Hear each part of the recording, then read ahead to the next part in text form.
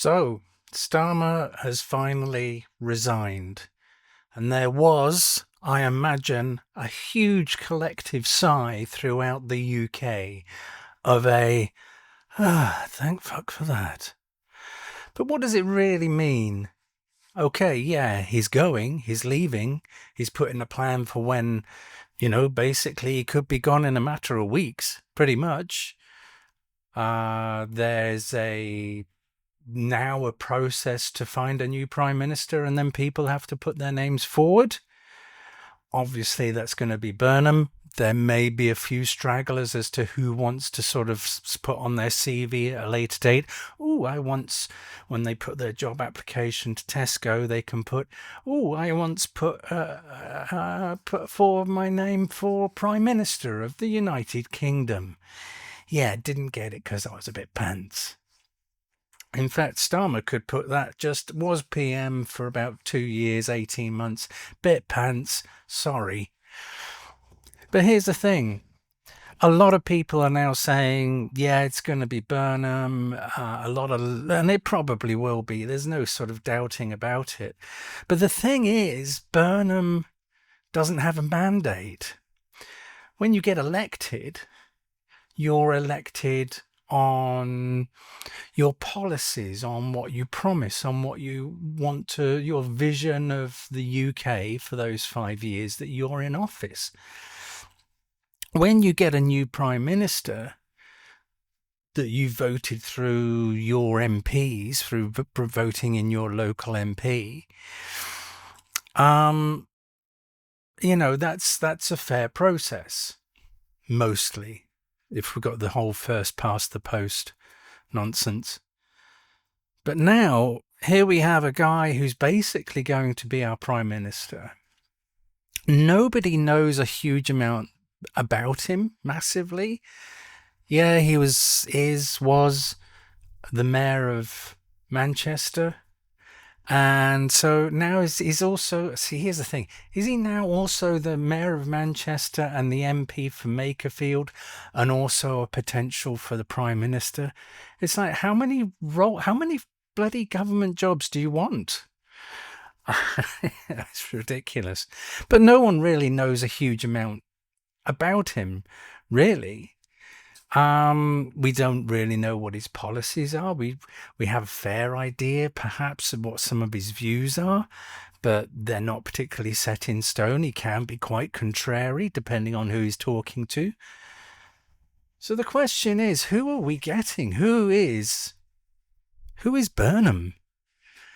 And the thing is, if he doesn't really have a mandate for this, we didn't sort of elect him into power through voting for the MPs that we wanted to represent us. But here's this guy who's going to represent us and make some really fundamental changes and decisions for us over the next 3 years. There should be a vote on that. We should have a say. And if he's the man for the job, then he's the man for the job, and he can put his case forward, as can everyone else. But here's the thing, the Conservatives have said that they won't push for an election. We all know why they won't push for an election, because they know that they'll get absolutely hammered. And they don't want that humiliation. They don't want to then hand power, very possibly, to Reform. Certainly not to the Greens, but the Greens will probably get a huge amount of push from that. So, of course, Conservatives don't want to push for an election. Reform want to push for an election and are pushing for an election. Will they get it? Probably not, because pretty much the Commons hates Reform. You can tell anytime one of the Reform members stands up, there's a real sort of sense of disdain and sneering going on. There's real snobbery going on in the Commons when that happens. So what's very likely to happen is we're just going to get this guy, Burnham, as our new Prime Minister, not really knowing what he stands for or what in fact he's going to do, and just kind of hope for the best. Yeah. Good luck, UK. Trump. Trumpety Trump. His team are busy trying to get a deal with Iran. They've had this sort of letter of intent that's been floating around, which they signed, and now they're kind of hammering out the details. It's like a letter to agree to discuss the things on the letter to then perhaps them being part of an agreement later down the line. And of course, over the weekend, as expected, as in true form, old Trump had a tantrum. He had a tantrum. Who has a fucking tantrum? What president in any country, but what president of the United States has a fucking tantrum? What is wrong with the man? When you're in some real high stakes discussions and meetings with people that you've been bombing the shit out of for no reason, and you're the one having a tantrum about things. It just bewilders me how totally inept this man is. Meanwhile, since he's been in power, he's just been stuffing money in his pockets and lining, well, not just the reflection pond, we'll talk about that in a moment. He's been lining the pockets of his friends for since he's come into power. He did it last time, and now he knows this is his last time he'll get to do it, so he's doing it good and proper. I'm going to make sure I make billions. And he has made billions. And then towards the end of his term, he'll pardon everyone and they'll all go home super rich and just, thanks America, thanks the rest of the world. We fleeced you. Just the most despised, despicable human being. Let's talk about lining. Let's talk about an American blue, which isn't that blue in the pond, is it? Reflection pond. It's kind of turned a bit algae green, and also is peeling. Not just a little bit. That huge, expensive, sort of stretchy, painty, rubber-esque type layer that they've added to it. Yeah, I watched a couple of YouTube videos, not just on the condition of it, which is just like, oh, it's coming all off. And people taking some of it as, sort of reward for the, it's like a souvenir. It's become like a souvenir thing. Now, granted, I've kept ponds. I have ponds, and they can turn green. Certainly, if you're just sort of reintroducing water into it, they can turn green, certainly if it's got hot. So that's not a surprise. Depends on what filtration and UV systems and ozone systems they've got in place. Probably not very much.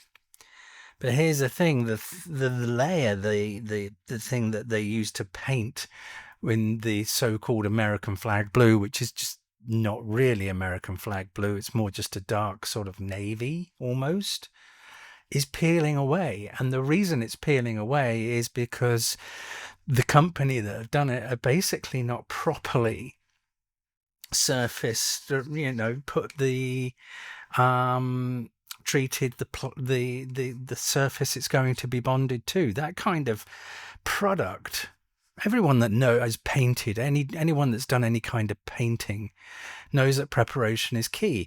If you're using some sort of rubberized sort of speciality paint like that, which is pretty fancy stuff, pretty expensive, you're going to have to super prepare the thing it's bonded to. And I don't think they did. And I think it's very difficult because it's all rushed. Everything, as ever, with Trump is rushed because he wanted it for his birthday and he wants it for the 4th of July. Because it's rushed, I don't think they've prepared the surface enough before it was painted, which is why it didn't go on very evenly, which is why now it's peeling away. And that creates an even bigger problem because it's not just where it's peeling, that you'll get ingress because there's nothing on the surface that it was bonded to before. That's peeled away.